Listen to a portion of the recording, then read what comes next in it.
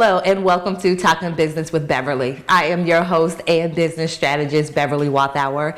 And so I want to thank you for joining us as we support you, the entrepreneur, in getting the clarity needed to create the time and financial freedom you desire. And so we do this by not only addressing your business needs, but also your physical, mental, emotional, spiritual, and financial needs as well.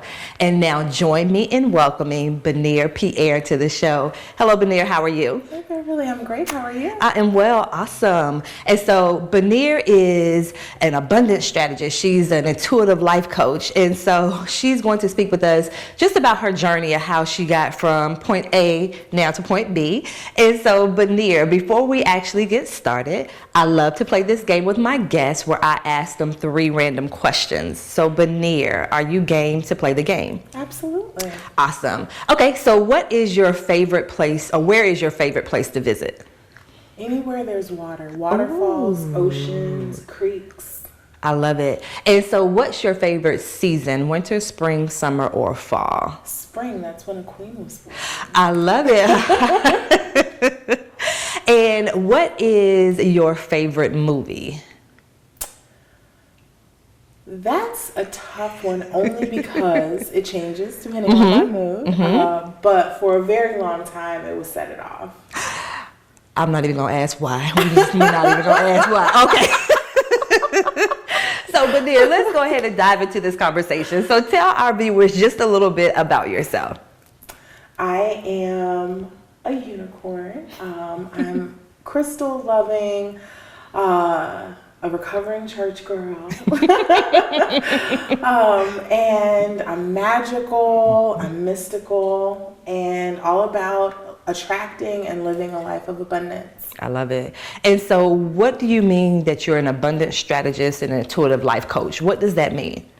So abundance strategist, essentially I help clients come up with an actionable strategy to attract abundance in their life, whatever that looks like for them. So whether that is financial abundance or spiritual, emotional abundance, I help them come up with a plan to attract that. And then intuitive life coach, I am a life coach first and foremost. And I not only use my own intuition, and so a lot of our sessions can be kind of woo, but I also teach clients how to tap into and own their own intuition as well. I love it. And so how did you get started on this path, on this journey to being an abundance strategist and intuitive life coach? So the intuitive life coach piece, I've always been the one that people come to when they need advice, but I wasn't really aware of my spiritual gifts. Since I was 11 years old, I've received visions and dreams, and I've always had all of these things that happen, and I really wasn't able to put a name on it until maybe about 10 years or so ago. And so with the life coaching piece, it was just something that I naturally did and decided one day that I should get paid for it, essentially. And then the profit strategy, abundance strategy piece of it, my background is financial planning. And so I wanted a way to marry what I had done for so many years along with my natural intuitive gifts, and voila. There we go. That sounds perfect. And so you hit on a couple of things. Of course, as entrepreneurs or those that are watching and they're trying to decide either 1, what do I do? Or 2, kind of like, how do I level up what I'm doing? So what did you do to decide that that was the lane that you wanted to go? Because a lot of us are multi-passionate, but you touched on, okay, I had a background and then also people were coming to me. So how did you kind of decide to narrow in on that particular coaching? How did you decide to actually narrow in on that? So I'm a firm believer that passion is not enough. There are a number of people who are passionate about some things and can't get results. And so I really look at the intersection where passion, skill, and experience meet. And so based on that, that's how I started doing it. Because I think you stepped on a big toe when you just said it's not just because people will say that, what are you passionate about? But you're saying it's more than that. So give me that formula again. You said passion plus, what was that formula again? It's passion, skill, and experience. So 1, what does your soul love to do? And then skill, what do you actually know how to do? Whether that is book knowledge or actual, you went to school for it. And then also, what is your experience in? Where are your receipts? Oh, there she go. Okay, there we go. Okay, and so for you, what have been some of the challenges, like when you were first getting started, what were some of those challenges that you faced? I think really the biggest challenge was believing that I could do it. I knew that it was something that I loved. I knew that I was effective. I knew that I had receipts. I believe receipts are very necessary. And so I knew that I could do it, but to actually stand on my own and quit my job and the security, like many of you, money is a major source of security for me. And so the thought of being responsible for my own money was quite scary. And so I think just overcoming that hurdle of self-belief really was it. And so for you, because once again, a lot of us can relate, leaving the 9 to 5, what did you do? Like when you left the 9 to 5, how did you make that decision? Because I know some people jump, they're just like, hey, feet first, I'm just going to do it. Some people, they're forced out. And then some people, they're like, hey, I have my exit strategy. So I know in month 1, I'm going to do this. Month 2, I'm going to do that. And so I know, those that are watching may be in one of those 3, little containers. So we're going to actually address that right after these messages.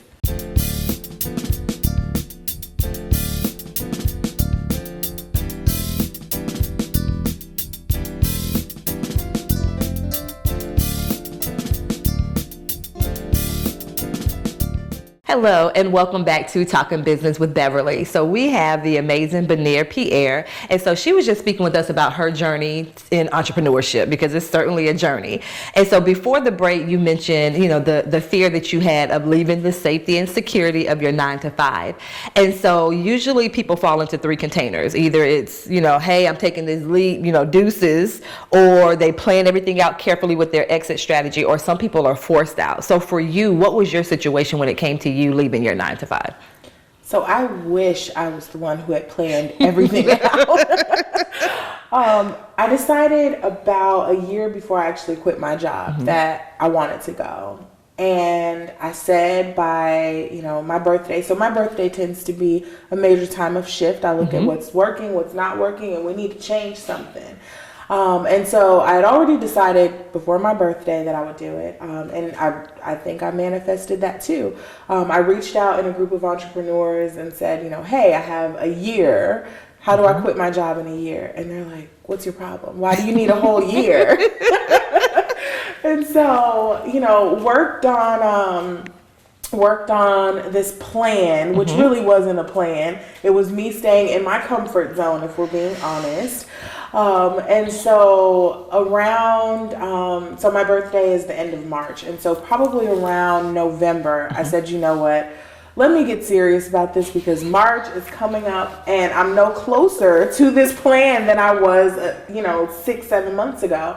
And so I set the date that by March 30th, I wanted to go. And at that time, I was only doing one-on-one coaching. And while it was awesome, like many of the clients that I now help, I was at this space where I was working 40 hours a week at my day job, 50 hours a week for my business, because I refused to work harder for someone than I worked for myself.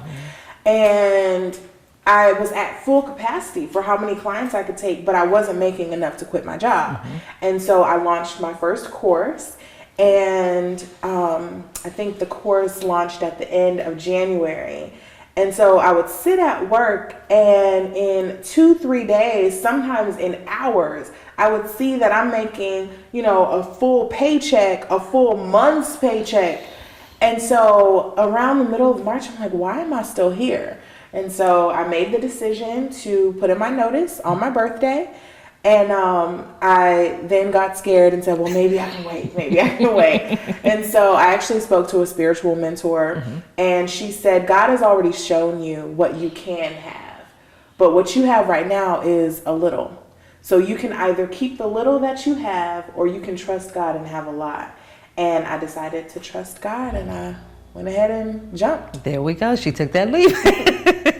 And so you mentioned the fear, you mentioned, your comfort zone. So what did you do? Like, what type of mindset shifts did you have to make in order for you to say, okay, I'm getting ready to do this. So I know you said you spoke to a spiritual mentor, but what were those other things that you had to do and continue to do, up until this point to remain in this space? The first thing was getting really great with time management. You don't really have to worry about time management when you work a job, because if you don't manage your time, please trust that your manager will. And so recognizing that there was no one who would come to me and say, this needs to be done, or here's the deadline. And so really getting clear on how to manage my time, as well as recognizing how much I needed to be bringing in. And so one piece of advice that I now give that I should have taken was either saving up 6 months of income, or really of just your bills before you quit, or consistently earning for 6 months your bills. So just knowing and having that faith that you could do it. I will admit that the first few months were a grind, but I had a few courses that I released, and so I was able easily to clear what I needed to. And so I think for me, the thing that I continue to do now, definitely time management is still key, but being clear on what I need to be bringing in, whether that's daily, weekly, or monthly. And that is huge, what you just said, because I know a lot of people struggle with the financial piece. But you're saying, first of all, know your numbers, and then start working toward those numbers. Okay, that's powerful. And so for you, Benir, what in your background, so either personally or professionally, kind of helped you to get to where you are right now? So my background is in financial planning. And so that definitely helped, not only with the work that I do, but also the mindset that I had to have. I was over 100 agents. And so being able to look at how they handled their book of business and things that were necessary for them to be successful in business, and then coaching them through some of those things really helped me kind of have the blueprint. But I feel like I'm learning every single day. And I think that's true. And that's what some people, just need to understand. It's a process. It's okay as you're on that journey. And so, we know social media is huge. So for you, how do you use social media in your business? I think that's an interesting question, because I've actually in the last year have pulled away a little bit to focus on my life outside of the business, because with social media, it can become a vortex where you're sucked in. I'm really intentional about who's on my timeline. And so everyone I follow is an entrepreneur. And so sometimes it can be really easy to have either imposter syndrome or compare when you see other people winning, and it's like, hold up, this month was a little scary, And so I had to pull back just a little bit. But now I'm much more intentional. So I use it absolutely as a way to engage, as a way to give value. So whether that is live streaming, whether that is simply promoting webinars, I have a number of groups that I manage. The one thing that I will say, because a lot of people just think that if they post it, they will come. That is not true. That's not true? No. Oh my goodness, okay. Now, I will say, if they post it, you probably will get some likes, but likes don't pay the light bill. And so by being really intentional about who you are attracting. And so when I first started, I went into different groups that were filled with my ideal client and actually built real relationships. A lot of people think that you can just, slide in someone's DM and invite them to something, but building a business is about relationship, and the money is in the connection. And so I was really intentional about the connections that I have, as well as making new connections. And so one trick, I guess, that I did over the last couple years, and I still do it now, is I set the intention to make one meaningful connection a day. So I met one stranger every day, and I'm quite introverted, which a lot of people don't believe, because when we have a business, we have to work regardless, right? And so meeting new people was way out of my comfort zone, but I set an intention to meet one new person every single day and actually get them on the phone, have a conversation without an ulterior motive, not trying to sell them, not trying to sell myself, but really just getting to know who are you, what do you do, why do you do what you do, and how can I support you? I think that was the biggest piece for me, was always asking, how can I support you? And then actually doing that thing. So if they said I need a connection, I introduced them to someone. If they said, I need you to share something, as long as it was in line with my messaging and my brand, then I would share it for them. And through that, now these are people who send referrals to me. These are people who have become clients. These are people that I've collaborated with simply because I picked up the phone and had a conversation. Wow. So first of all, she cleared up a misconception. If you drop a link, they will come. And because in that online space, you can certainly see people dropping links, buy my stuff, buy my stuff, buy my stuff. But you're saying that's not how it works. Mm-hmm. And so she talked about building relationships, which I think is key because, it's social media. So that social part. So are you actually being social with that? And so you also touched on the fact she said she's an introvert. That's what she says. No, she said she's an introvert. And I know a lot of us are. And so we're going to talk about that. How do you kind of push through, being the introvert, but also running a business, running a successful business. So we're going to talk about that, and then also some other misconceptions when it comes to being an entrepreneur. We're going to speak about those things right after these messages.